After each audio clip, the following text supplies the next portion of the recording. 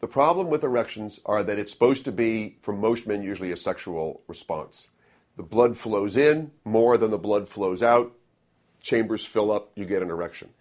If the erection lasts too long, the blood in there is not changing, it starts to become old, and it can become very, very painful, and it becomes a true emergency. So an erection that does not fade away after a couple of hours, or that becomes painful, you need to go to the emergency room. Now, guys aren't going to want to do that. They're not going to want to walk in with this great erection and say, I'm sorry, I have a horrible erection. It's been here for 6 hours.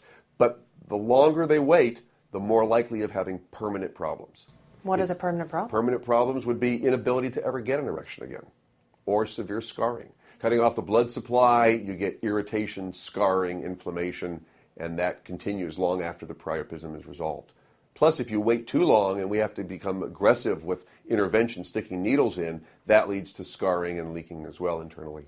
If you have a persistent erection that does not resolve when it should, if it becomes painful, that becomes an emergency. And if you delay, if you think, oh, it might go away 3 or 4 or 5 hours later and it doesn't, then you're increasing your risk for having permanent erection disorder.